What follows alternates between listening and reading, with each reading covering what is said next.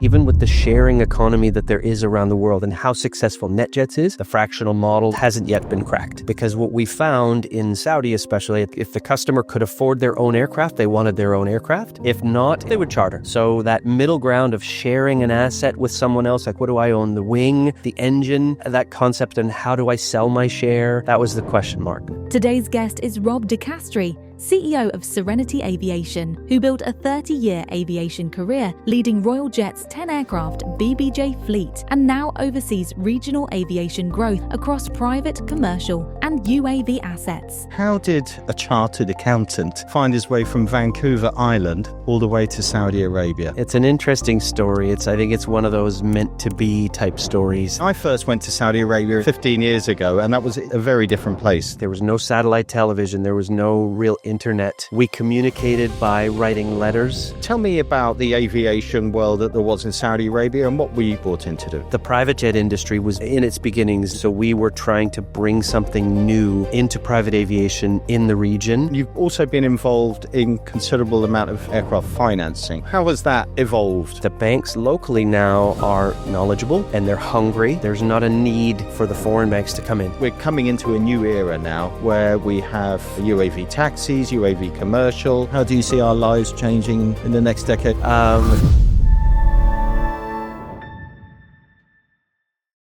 Good morning.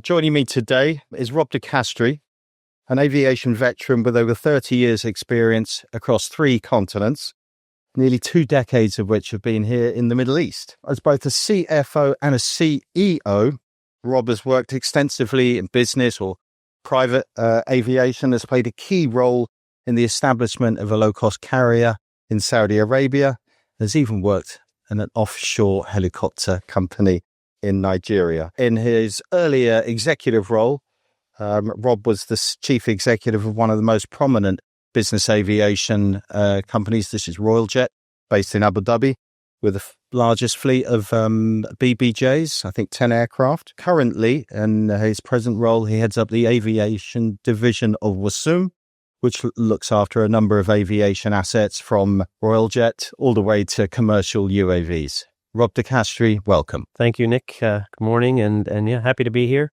Yeah. Interesting subject to discuss. Over the last, I think 28 years ago, I came to the Middle East to start working here. So lots of changes since then. So tell me, how did a young man, a chartered accountant, no less, find his way from Vancouver Island all the way to Saudi Arabia many moons ago? Yeah, it's an interesting story. I think it's one of those meant-to-be type stories that I had gone overseas from Vancouver for a stint in Australia. Spent a couple of years there. Came back to Vancouver. I was with Ernst & Young at the time and working on my CA.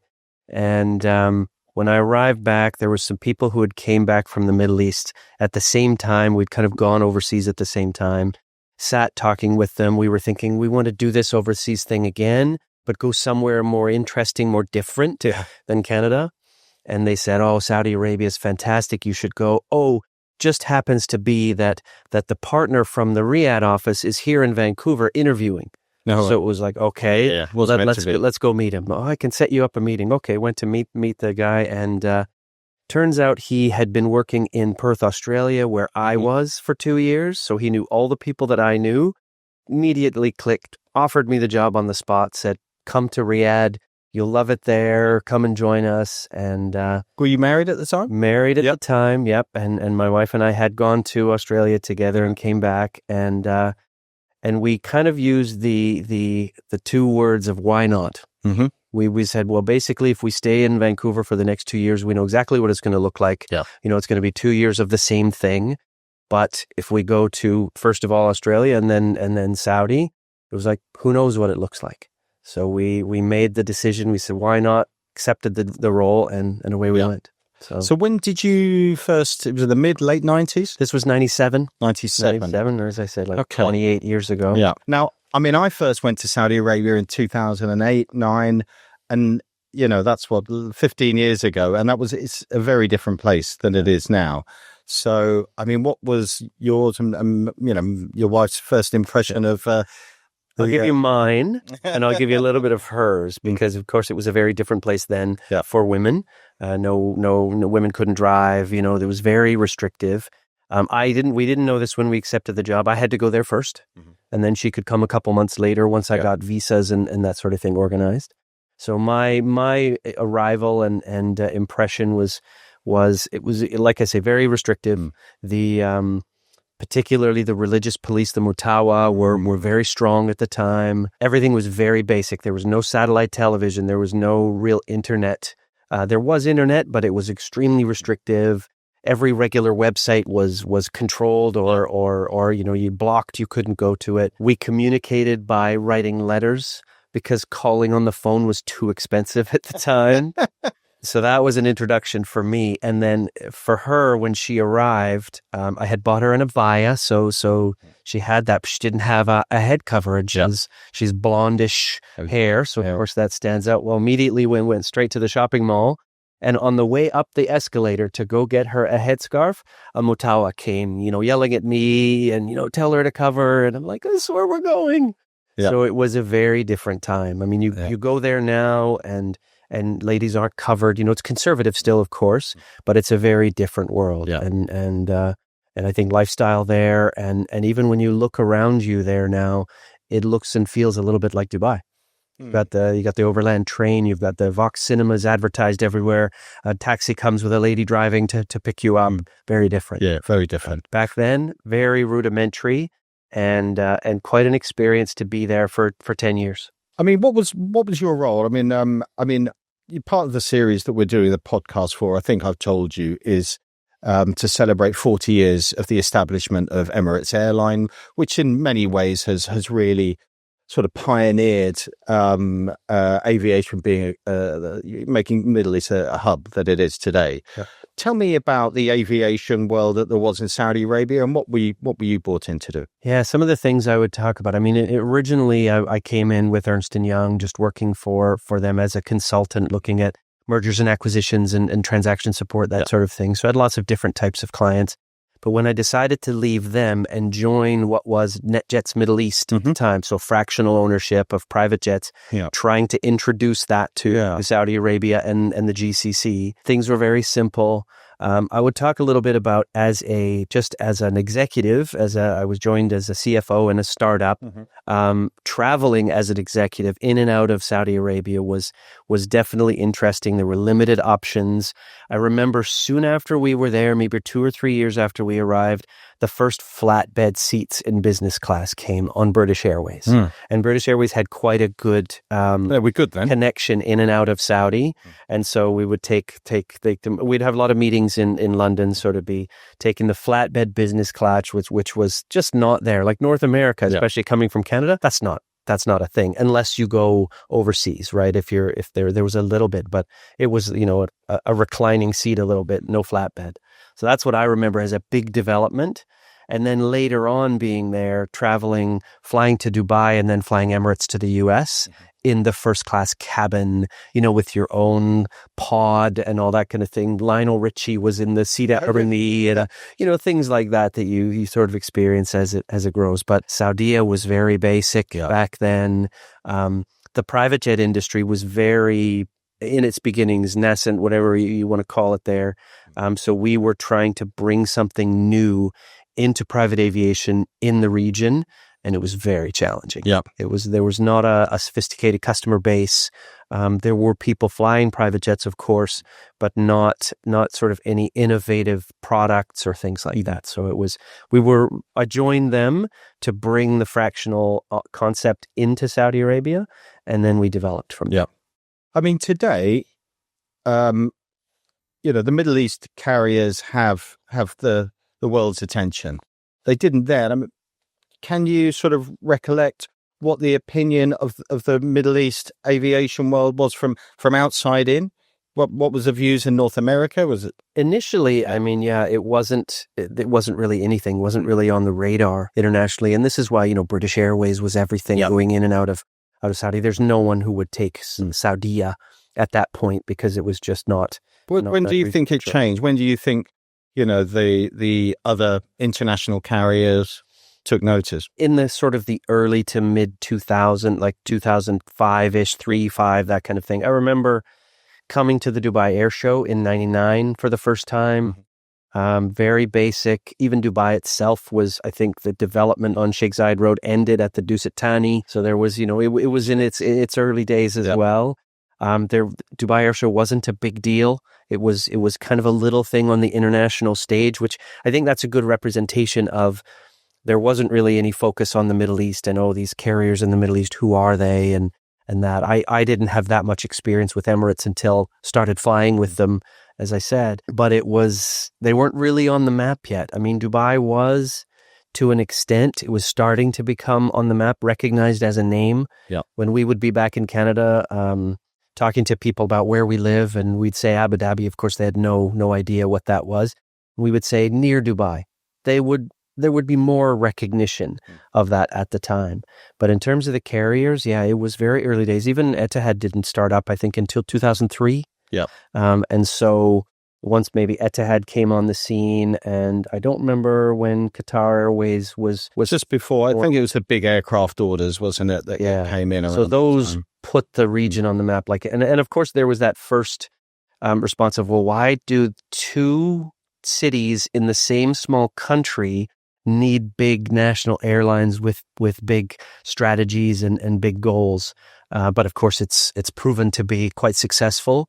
But that was a big question mark. And even when I was in Saudi, RoyalJet was formed in about 2003, around the same time as Etihad. So that was another kind of development in my area of aviation, which was a big deal because RoyalJet became very quickly a leader in the region. How was the infrastructure in Saudi Arabia for aviation when you first turned up, 96? It was. I mean, I didn't really know anything about it until 99 when I joined the NetJets Middle East National Air Services Organization. We were a startup. We had like 10 or 12 people, no aircraft, nothing. We were just starting to bring things in. We were a franchise of the NetJets operation in the U.S.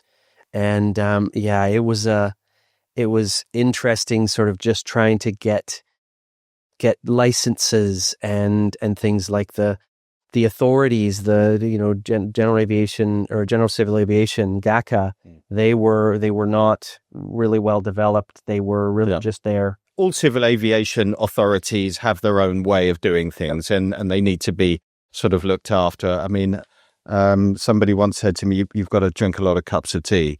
And so to do anything in Saudi, that was the time. I got so used to Lipton Yellow Label full of sugar that it's what I like now. I still enjoy it.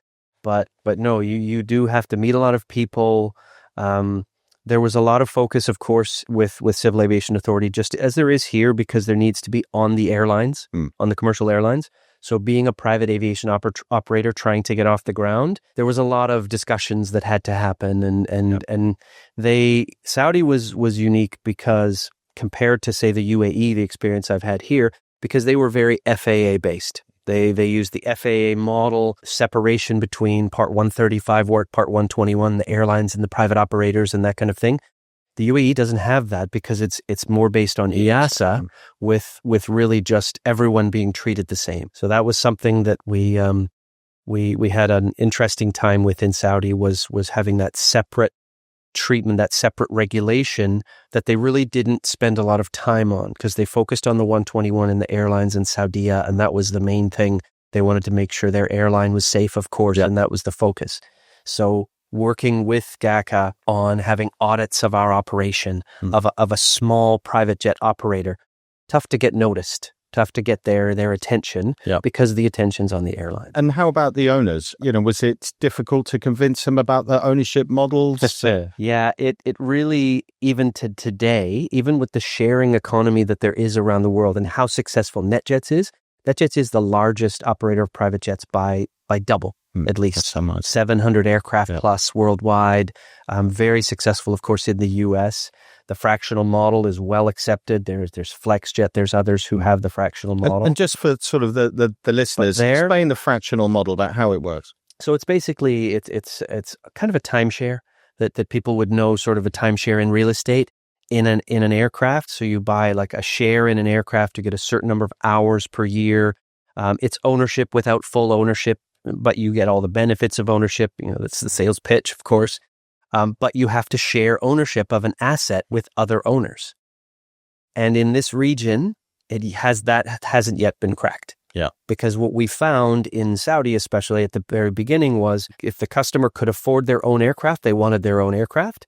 If not, if they didn't fly enough or they couldn't justify having their own aircraft, they would charter. Yeah. So that middle ground of sharing an asset with someone else, like what do I own? The wing, the engine, that concept, and how do I sell my share if I want to? If you have a whole aircraft, selling a whole aircraft, easy enough. But if you have a share, that was the question mark. We had a very difficult time with that, so we developed charter solutions. We did aircraft management solutions. Someone would buy an aircraft, we'd take it on management. We started up a Al Khayala. Do you remember Al Khayala? It was an all first class 44-seat Airbus 319 going from Jeddah and between Jeddah and Riyadh. Right. Daily, multiple timings. There's been many of these different guises, like Silver Air, Debonair, I think. And which is the one that goes to the Maldives now? Yeah, Beyond. That's right. Yeah. Well, and there's another one that was in Saudi until maybe 5 years ago, Beirut, I think it was called. Done by Saudia, I think. And I think they used, or maybe it was Private Air. It was Private Air aircraft, and maybe it was Saudia Private Aviation that was doing it. But very interesting. So basically introducing other business models to try and capture the Saudi market because the fractional wasn't working. Yeah. And even NetJets pulled out in 2009, a couple of years after I left there, because it wasn't working. And now there are other providers trying to come in and sell the product. And with the sharing economy, that helps, but still the sharing of an asset like that is not that easy. Because here, actually, private aircraft owners generally don't charter their aircraft either. They don't let them be chartered out because they like to have them for themselves. They can afford to have them themselves. Whereas in Europe, in the US, aircraft owners charter out probably more than 50% of the time, because they want the cost reduction, they want some revenue to offset their costs and that kind of thing. It's more of a commercial, feasible sort of a structure for them. Whereas here, it's still very much either I'll charter or I'll own. You're from a finance background, and fair to say sort of half of your roles have been a finance lead, a CFO. Yeah. And you've also been involved in considerable amount of aircraft acquisition or aircraft financing, especially with business aviation. How has that evolved in the last 2 or 3 decades? Some serious challenges in Saudi, especially in the financing side. So I was responsible for all the financing, and we placed some fairly large orders for the region in Saudi. So we had a lot of aircraft we had to finance. So we bought from the likes of Gulfstream and Raytheon and Dassault.